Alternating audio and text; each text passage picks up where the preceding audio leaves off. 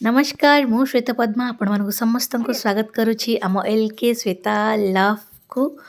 तो फ्रेंड्स एबे समय दिन 10टा आउ आज डेट हूँ जनवरी 3 तारिख। तो आम पंडा बाबूर मोर ए बाहरी जाऊँ गोटे इम्पोर्टाट कम जो इम्पोर्टाट कमटा आपण मानक कौन कहबी आपण माने थंबनेल देखि जानी पारथिबे आशा करुछि। चलो तो देखिबा आम कौ इम्पोर्टाट कम जाइछु। बर्तमान आम भुवनेश्वर कटक आसलुनी पाखापाखि पहाड़ ए आम क्रॉस कर गलुनी। पहाड़ क्रॉस कर बहुत खुशी लगुच आज कहीं बैक जाऊँगी बहुत दिन पर मिनिमम 6 मास कि वर्षे पर बोधे 6 मास पर वर्षे ना 6 मास पर बैक जाऊँगी। बैक गला बेले एत बढ़िया लगुच शीत दिन को ठंडा ता सहित जो बैक जो भ्यू सब देखी देखी जीवार मजाटा पूरा अलग लगुच। जहाँ भी आम आसिक मानपुर क्रॉस कर गलुनी क्रॉस करके काठजोड़ी पाखापाखि पहुँची गलुनी आम काठजोड़ी अलरेडी पहुँची गलु।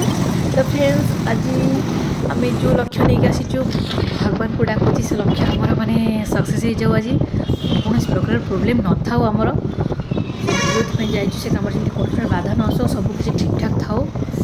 तो ये आम लिंक रोड में पहुँची गलु। लिंक रोड में निशामणि पेट्रोल पंप जाइए आम पेट्रोल पकईबू। पेट्रोल पकला बाहर कटक जीव कि पेट्रोल पंप बहुत टी भिड़ था। तो पंडा पूरा टेनसन हो जाती कि ये लेट हो पुणी लेट हो जब भिड़ थी लाइन तो बढ़ सब भाई किंतु सेठी जाई पहुँचला पर जना पड़ो जे भिड़ अच्छी सेठी कि फांका अच्छी हूँ तो शीघ्र भी कम आमर हो जापे। तो यहाँ हूँ रानीहाट रू मंगलाबाग रोड जो रोडटा कि पूरा रस थाए कटक सब बेले। तो आज किंतु पूरा केमती फांका फांका अच्छी बोधे जनवरी 3 आज समस्ते जाइए पिकनिक बाहर को कड़े जाइए बुलाबुली करने को सेठू आसी थकाई हुए तो घरे शोपड़ी से बोधे रास्ता एत भिड़ ना जहाँ हो कटक तो जहाँ भी भिड़ रल्प बहुत हेले। तो ये आम आसी मंगला ट्राफिक बारे पहुँची गलु। ट्राफिक सिग्नाल देले जाई आम जीवु ना ठिया रही। तो ट्राफिक आमको सिग्नाल देला। तो ये आम चलो अल्प समय पर आम जाइए आम एम रे पहुँची जीवु जो आम बाहर के आसते कष्ट करी।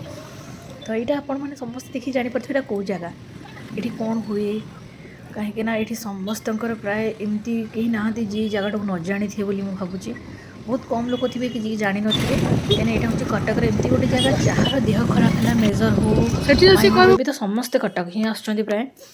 तो ये सिक्यूरीटी आमको सीधा छाड़ूना कहते बुलिकी जावाई ये बुलिकी गले आमको बर्तमान मेंटल हॉस्पिटल बा साइको डिपार्टमेंट देकी जावाक पड़िबो।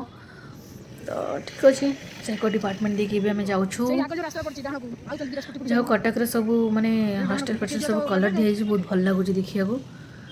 आम आसिक पहुँची गलु आमर जोटि आसबार आम ब्लड बैंक को। तो यहाँ हूँ आम physio department of transfusion medicine blood bank Cuttack blood bank रे केते फांका फांका लगुच रे माँ बाहर फांका फांका लगुता। पंडा गाड़ी पार्किंग कर आसिया भितर आम भितर टे पलैबा देखा भितर अवस्था केमती अच्छी। गाड़ी तो बहुत थुआई कि लोक ना बोधे एमती लगुच बैकग्राउंड फ्लोर तो पूरा खाली खाली। ये पचारिदे कौटी टेस्ट हम कुम टेस्ट। तो ये आम आसी पहुँची गलु जो आम टेस्ट हम। तो सी भी बर्तमान कहते कि तुम जाओ जाकि बिल करके आण।